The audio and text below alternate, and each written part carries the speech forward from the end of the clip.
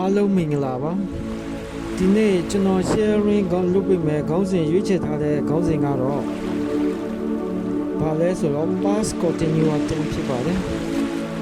past continuous tense ကျွန်တော်တို့ကဘယ်ချိန်မှာသုံးလဲဆိုတာကျွန်တော်ဒီမှာရှင်းပြပေးထားပါတယ် very useful for talking about action happened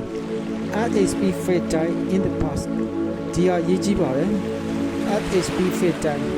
အတိတ်မှာတည်ကြသောခြေတစ်ခုမှဖြစ်ပျက်ခဲ့တဲ့ဟာကိုကျွန်တော်တို့ past continuous tense နဲ့ပြောပါမယ်နောက်တစ်ခုဆက်ကြည့်အောင် past continuous tense is used to describe an action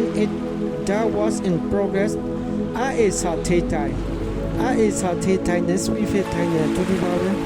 in the past တည်ကြတဲ့ခြေပေါ့တိတ်ကာလမှာတည်ကြတဲ့ခြေတစ်ခုမှဖြစ်ပျက်ခဲ့တဲ့အကြောင်းအရာတွေကိုကျွန်တော်တို့ကဘာနဲ့ပြောမလဲဆိုတော့ past continuous tense နဲ့ပြောပါမယ်ဒါဆို past continuous tense ကိုကျွန်တော်တို့ကဘာကြည့်ရမှာလဲဆိုတော့ဒီက in progress at a certain time in the past နောက်တစ်ခုက at a specific time in the past ဟုတ်ပြီနော်ဒါဆိုကျွန်တော်တို့က example 14လောက်ကြည့်ရအောင်ဒီရဲ့ form ကဘာလဲဆိုတော့ subject was where verb ing ပါဒါဆိုကျွန်တော်တို့က was ကတော့နောက်တစ်ခုကြီးမှာသုံးပြီးတော့ where ကအနောက်ရဲ့အများကြီးမှာသုံးပါတယ်ဒါဆိုကျွန်တော်တို့ဆက်လေးလာကြည့်ရအောင်အောက်က example လေးတွေ I was eating နော် eating ကျွန်တော်စားနေခဲ့ပြီအချိန်လေးတွေပိုင်းနေတော့ပုံတိကြတာပေါ့နော်နောက်ကချိန်လေးတွေပိုင်းထည့်ပြီးတော့ပုံတိကြတော့ဒါ example လေးနဲ့ပြပြရတော့ချိန်ရတော့မထည့်ဖြစ်ဘူးနောက်တစ်ခုက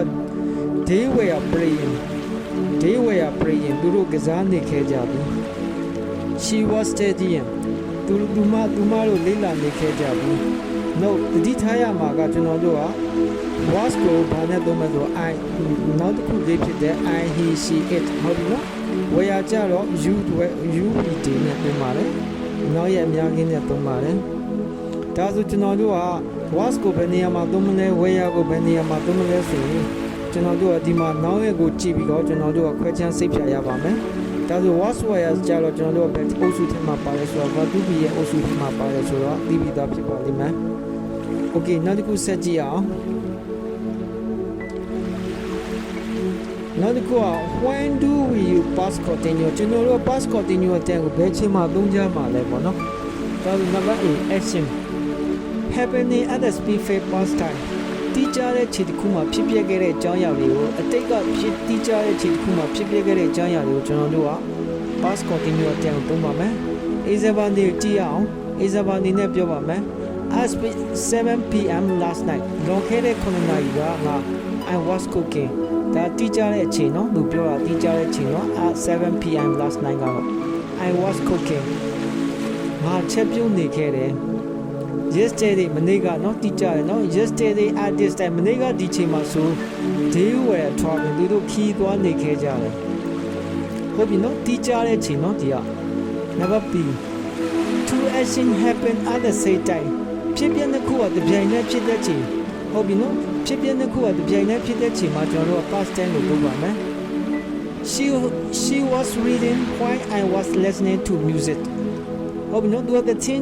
င်းနားထောင်ပြီးတော့စာဖတ်နေတယ်လို့ဆိုလို့လည်းနော်ဒါ past tense နဲ့ရေးထားတယ်နော်အတိတ်ကဖြစ်ပြတဲ့ခုတပြိုင်တည်းဖြစ်ပြတဲ့ကျမ်းရာကိုကျွန်တော်တို့ကဘာနဲ့ရေးမလဲဆိုတော့ past continuous tense နဲ့ရေးပါမယ်နောက်တစ်ခုကဘာလဲဆိုတော့ they were studying while at the rain was falling ဟုတ်နော်မိုးရွာနေစဉ်သူကဘာလဲစာတွေကိုလေ့လာနေတယ်လေဒါဖြစ်ပြတဲ့ခုကတပြိုင်တည်းဖြစ်ပြနေမယ်နော်ဒါဆိုဒီကောင်သိရမယ် A သိရမယ် action happening at the specific past time နောက်တစ်ခုက number 2က two action happening at the same time ဟုတ်ပြီနော်ဒီဟာသိရမယ် Okay ဆက်ပြီးတော့လေ့လာကြည့်အောင်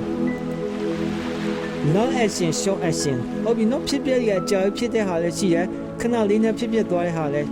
ဖြစ်တယ်ပေါ့နော်ဒါဆိုကျွန်တော်တို့ past continuous long action တွက်လဲသုံးတယ် past simple ရတော့ short action တွက်သုံးတယ်ဒါဆိုကြည့်ရအောင် I was sleeping when in the phone ring ဟုတ်ပြီနော် I was sleeping when the phone ring ဖုန်းလာနေတဲ့အချိန်မှာငါအိပ်ပျော်နေတယ်ဟုတ်ပြီနော်ဖုန်းလာတဲ့အချိန်ကနောက်တစ်ခုက he was walking when he fell သူလဲကျနေတဲ့ခါမှာငါလမ်းရှုံးနေတယ်ဟုတ်ပြီနော်နောက်တစ်ခုက they were eating when the light went up ဟုတ်ပြီနော် ဒါမီးပြတ်သွားတဲ့ခြေကြရင်ငါဘာဖြစ်သွားလဲဆိုတော့ထမင်းစားနေခဲ့တယ်နော် one out မီးပြတ်နေချက်ချင်းဒီမှာ तू က past continuous tense က long action တွေ့ရေးပြီးတော့ past simple tense က short action တွေ့ရေးနေတယ်နော်ဒီမှာ short action နော်ရတယ်ဟုတ်ပြီနော်ဒါဆိုဆက်ကြည့်အောင်နောက်တစ်ခုက negative form ကဘာလဲဆိုတော့ subject was were not born by ing ပေါ့နော်ဒီမှာလွယ်ပါတယ် was were နောက်မှာ not ထည့်လိုက်ယူပဲ negative ပုံစံ okay ဆက်ကြည့်အောင် I was not working ဒီမှာ not နော် they were not watching TV သူရဲ့ shop wasn't weren't ဟုတ်ပြီနော်ဒီနှစ်ခုရှိရဲဒါဆိုကိုယ်ကကျက်တယ်လို့ရေးလို့ရတယ် to short form နဲ့ရေးလို့ရတယ် long form နဲ့ရေးလို့ရတယ် okay ဆက်ကြည့်အောင် question သွားကြည့်အောင် question 4ကဘာလဲဆိုတော့သူက subject ရှေ့ကိုကျွန်တော်တို့က was were ပို့လိုက်တယ် verb to be အုပ်စုပို့လိုက်ပြီးတော့ subject ရဲ့ verb ing ရဲ့ရေးတာပေါ့နော်ဆက်လေးလာကြည့်အောင် was he sleeping where are you studying was it raining yesterday ဟုတ်ပြီနော်ဒါဆိုကျွန်တော်တို့ကဒီကောင်တွေကို short form နဲ့ရေးမယ်ဆိုရင် yes he was no he wasn't ပေါ့နော် yes they were no they weren't ဒါဆိုကျွန်တော်တို့ကဒီက question လုပ်တဲ့ form ကိုဘယ်လိုလုပ်ရလဲဆိုတော့ဒီမှာ form လေးကိုသိရမှာပေါ့နော်ဟုတ်ပြီရေးကြည့်တဲ့ချက်ကညီကိုချုံနေနဲ့ပြောရရင်ရေးကြည့်တဲ့ချက်က past tense ကိုဘယ်ချိန်မှာသုံးလဲဆိုတော့ I speak time in the past နောက်တစ်ခုက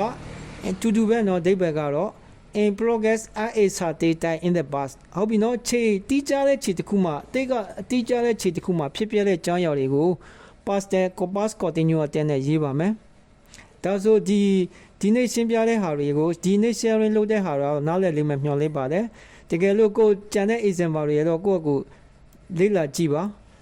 ရှာပြီးတော့ဆက်ပြီးတော့လေ့လာကြည့်ရင်တော့ပို့ပြီးတော့ကျွမ်းကျင်သွားပါလိမ့်မယ်ဒါဆိုဒီနေ့လုပ်ပေးတဲ့ဟာတော့ဒီလောက်ပါပဲအားလုံးကိုကျေးဇူးတင်ပါတယ်